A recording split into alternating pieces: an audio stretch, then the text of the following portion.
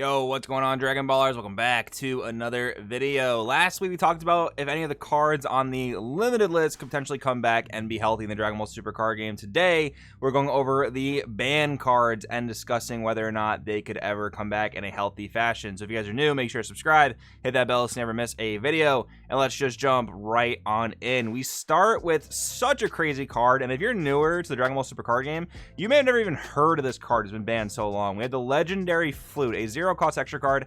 And now let me read this for you guys that have not played with this card. Activate main if your leader is blue. Choose one of your opponent's battle cards or your battle cards with energy cost of 3 or less and return it to the owner's hand. If that card was your own battle card, draw one. So why this card was so insane was because you were mostly bouncing back your own battle cards that you were using to attack, and then you would get a draw off that. So Flute was almost like Power of a Super Saiyan, where it was turboing through your deck as a zero-cost extra card that drew, but also giving you more hand advantage by returning those attackers to your hand, and then you could potentially reuse them. Now, do we use attackers in the same way we did Legendary Flute? It's quite a bit different, especially because a lot of the aggro decks aren't blue. However, this card would probably be ridiculous in the new blue baby aggro archetype, among other things. So yeah, this card could never come back. The fact that it resets a battle card and basically removes it as a target for your opponent to even swing into and draws you the card back, it's just way too good. We so rarely see effects that bounce our own stuff back to our hand now, and that's because this was a big learning curve for Bandai. So yeah, this card in particular could probably never, ever come back. And then we have SS3 Goku Heightened Evolution. So this is interesting because there's a reboot leader that exists for this guy. But the thing about this guy is that he untaps 3 of any color energy. And when this guy was legal, we saw blue variants, blue-yellow variants, blue-green variants, even some like monocolor, like weird variants of non-blue decks with this leader. It was interesting from a deck building perspective, but it was super boring that this was like the only playable good leader at the time. So yeah, it got banned basically for overusage and just being way too generic. Now, this leader does have some issues, like comparative to new leaders. Like, I don't imagine this leader would draw a very large hand, but I guess neither does the reboot SS3. And the reboot SS3, while it can be very strong in certain formats, it's at least balanced by the fact that it can only restand mono blue energy. So even if this leader is like a bit outdated in terms of like draw power and other things, it's probably just safer to leave it on the ban list just so that no degenerate strategy ever arises, because untapping 3 of any color at the end of the turn is definitely a little bit too crazy. Plus, I don't even remember off the top of my head what the unawakened side of the leader does, but I think it can ramp more, or no, it ramps 2 life if I'm not mistaken on the unawakened side of the leader. I might be making that up, but regardless, like, this thing just needs to stay banned because of the backside alone. All right, then we have a Child's Wish. This is a big hit to free play. Before free play was even like super targeted by Bandai in the community, this allowed Wish decks to free play 15k battle cards that cost 3 or less. And there were some real degenerate ones, like this card alone set up the entire Super Shenron deck, where you would just replay Explorer Bulma, mill enough cards to use your turn skip, and then yeah, go to the next turn and pretty much kill your opponent because you got 2 turns worth of energy to just do whatever you wanted. So yeah, this card, they've come up with more like balanced versions of this card. Like Assemble a Squad's a great example because it only plays 2 costs or less. It still plays 15Ks, I believe, but they have to be 2 costs and they have to be in your deck, which you could argue that playing them from your deck is better than playing them from the drop area because you don't have to draw them.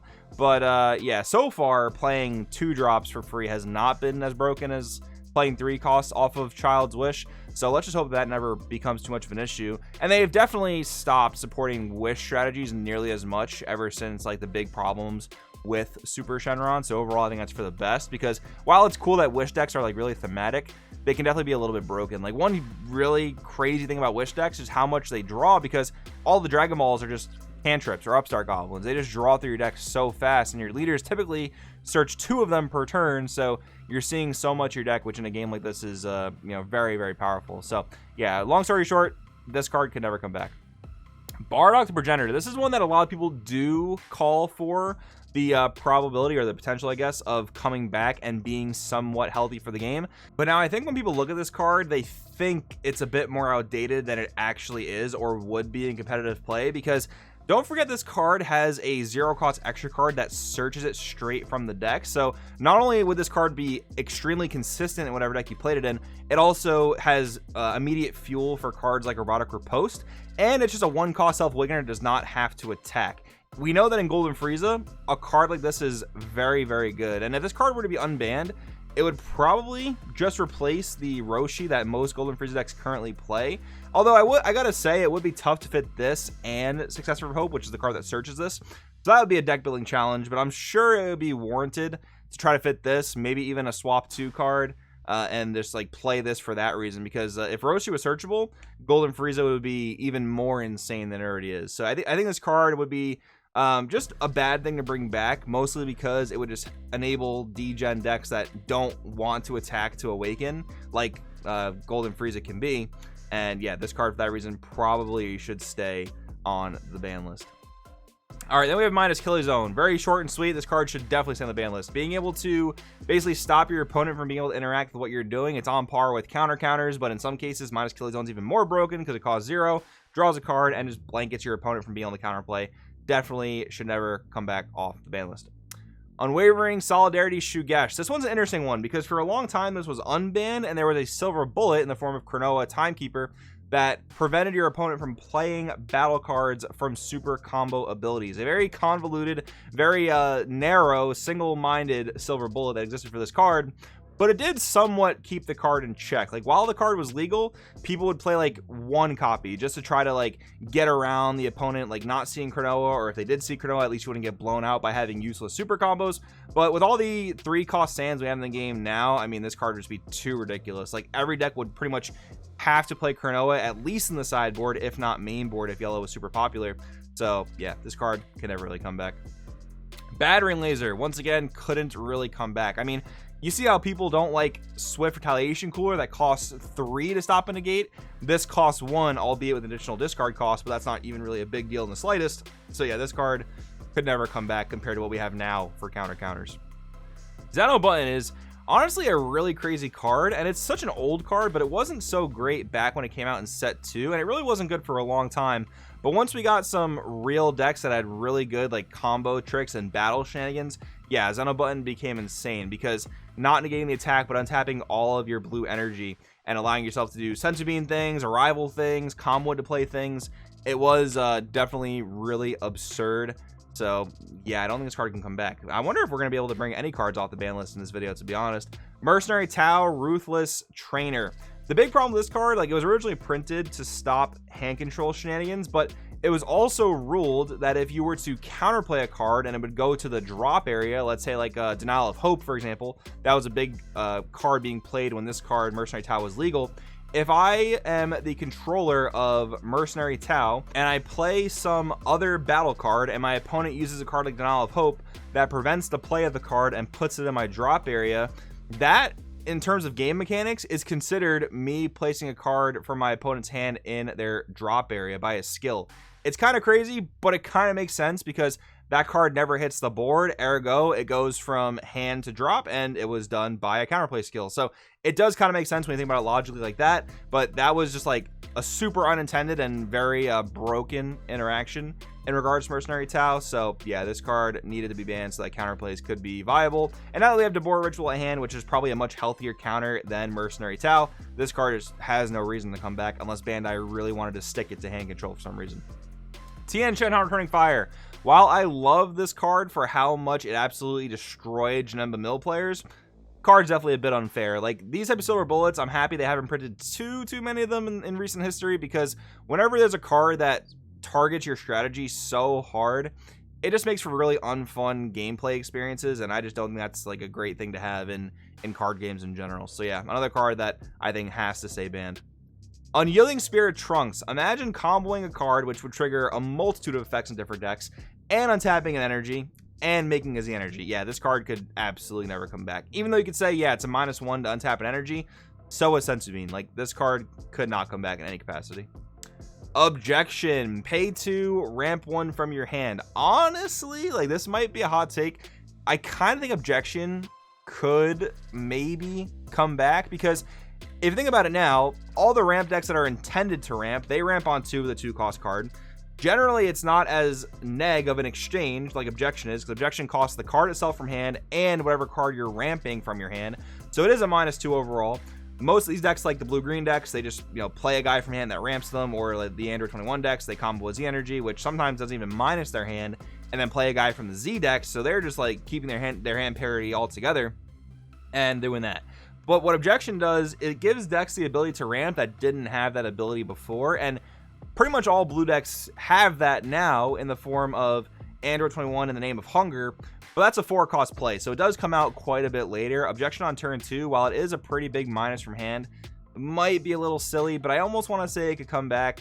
I don't know off the top of my head if any D-Gen strategies would immediately arise, like maybe Blue Beerus would be a little bit ridiculous with this card, although again, it would be a big minus from hand, so they'd have a much harder time defending against aggro. Don't forget too, it's more extra cards in your deck that you can't combo or do much of anything with, so I'm gonna just hot take here and say this could maybe come back and be okay. Trellis Unstoppable Ghost Warrior. It's a dual attacker. It's not an overwhelm, but it is played for free by basically bottom decking certain battle cards from your drop area. Then you can pitch a card from your hand and give it plus 5k for the turn. Admittedly, I think this card is probably not as good as it once was. There were a lot of weird synergies with this card because there were cards you could play by pitching them and then play them right to the board in this case, and that card I believe is also on the ban list. We'll see that in a little bit, but that no longer exists in the form of like that specific synergy. The free 15k dual attacker might be a little bit much though, although now we have Z leaders at 20k, so I'm almost wondering if this can come back. I mean, black aggro is probably in a decent spot now as a result of the set 21 ban list, so this would only just like bolster those types of decks. But again, it is like a pretty significant minus to have to play this card from your hand and then drop another card from your hand to give it the plus 5k buff, although this would give some decks like a crazy amount of turn 1 aggro potential, which might be a little bit degenerate, so maybe for that reason just stay off. But if this doesn't contribute to any really broken black aggro decks, I could maybe see it coming back, possibly. All right, then we have Plan for Destruction, a card that was banned when we got a new slew of like Blue Zamasu and Goku Black ramp supports. This card can be used to go into your energy and then like recycled with Zeno Super combo. I think that was a big reason why it was banned.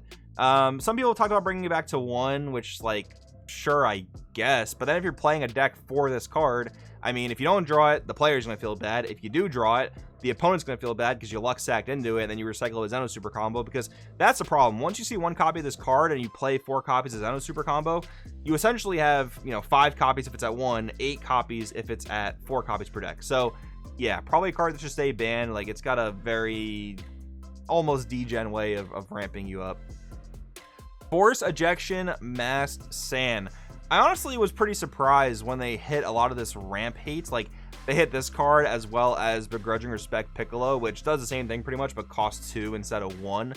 Force Ejection was actually kind of stupid because the way like it worked in the rules is that Force Ejection would work as long as your opponent had more energy than you at the start of that turn, not like at the time of activation, if that makes sense. So you could double Force Ejection your opponent in 1 turn if you were able to. So for example, you would overwhelm this out for 1 energy, and then back in the day when Senzu Bean was able to be used on offense, you can get that energy ready back up, or you can awaken and untap energy, do whatever it is you had to do, and then hard cast another copy of Force Ejection, and that way you could resolve this card twice in 1 turn. That was pretty degenerate, not gonna lie.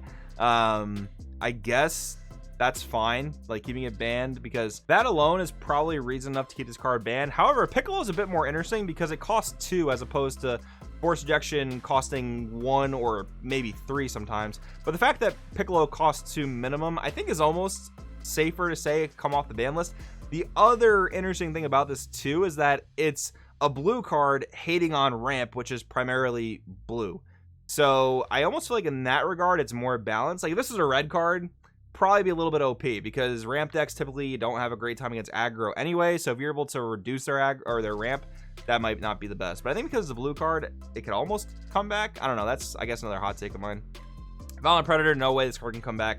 It just destroys monocolor decks, and we are in monocolor universe right now. Although, yeah, we have like blue-green stuff coming back and whatnot, but for the most part, we're a monocolor game now, and this card could not come back in that capacity.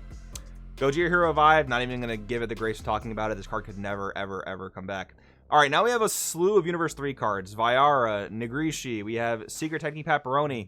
Basically, all these cards, and Elaza as well, share the ability to be played for free through some circumstance. I can't really remember what that circumstance is, but yeah, these cards cannot come back. Like, this was part of the super degenerate Vegeta Universe 3 deck that was killing people on like turn 2 I don't even remember if it killed turn 1, but these cards could not come back. Like free play 20k crit after like a free play overwhelm or something, like, yeah, no, that couldn't work. All right, then we have No Escapes on Goku. So this card was interesting because it was a silver bullet, I believe, printed to stop legendary flute decks and things that worked like flute, where they bounce cards back to their own hand. But then Bandai started coming out with archetypes that would bounce cards back to their own hand in a much more balanced way. So No Escape was playable against those decks and would completely shut them down. So yeah, they had to go ahead and ban this card. I think it was when like the Blue Janemba stuff came out that was constantly bouncing stuff back to its own hand. And they realized, yeah, this card will totally shut that deck down. Not that that strategy ever really took off or anything in a competitive sense, but yeah, better to just have this type of card banned and not really print silver bullets like this. All right, guys, if you see where my side scroller is at over here, you can tell there are a lot more banned cards to talk about, and we're already about 15-20 minutes into this video, so I think I'm going to cut this one here. I am going to be doing like more periodic uploads because I am going to be traveling abroad this summer, so that's probably why you'll see only like 3 uploads a week, as long as I can make that commitment, hopefully.